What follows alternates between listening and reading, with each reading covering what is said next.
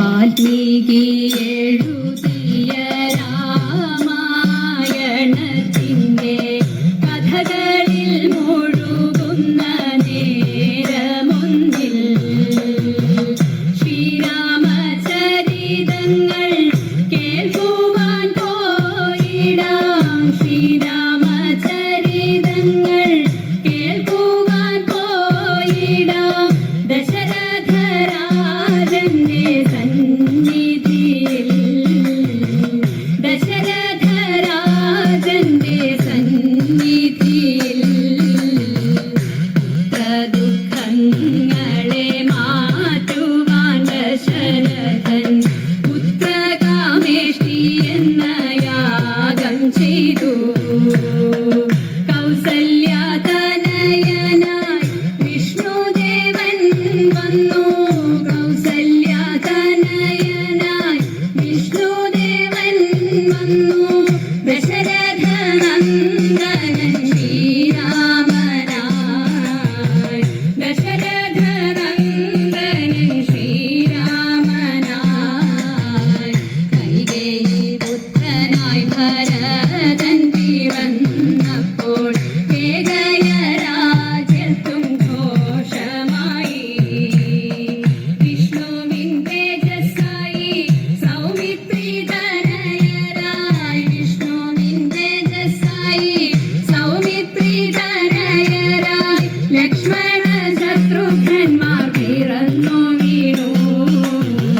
ലക്ഷ്മണ ശത്രുഘ്നന്മാർ പിറന്നു വീണു.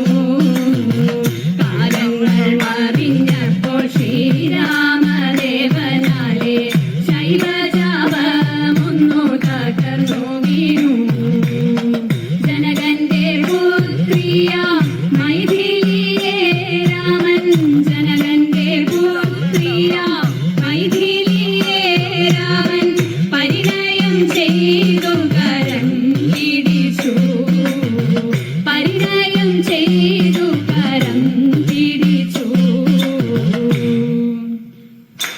രാമനെ രാജാവായി വാഴിച്ചിടണമെന്ന് രാജൻ ദശരഥൻ ചൊല്ലിയപ്പോൾ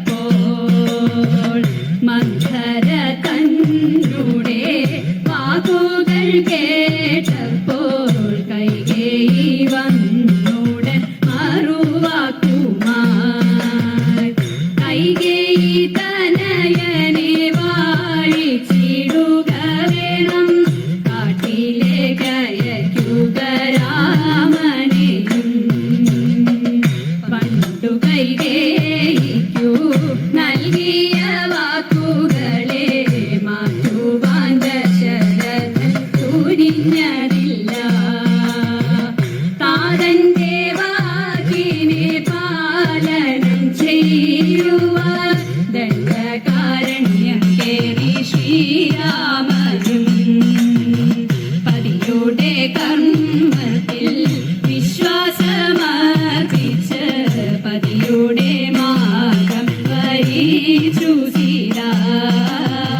പതിയുടെ മാർഗം വരിച്ചു സീത.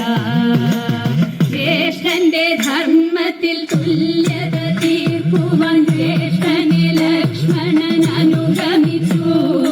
യാത്രാപഥമൊന്നിൽ പഞ്ചവടി എത്തി പർണശാല കെട്ടി വസിച്ചു പോന്നു. വികൃതിയാം കാലത്തിൻ മാറിയ കളികളിൽ വിരഹിയായി മാറുന്നു രാമചന്ദ്രൻ. പതിതനാം രാവണൻ അപഹരിച്ചെങ്കിലും പതിവ്രതയായി ഉറച്ചു സീത.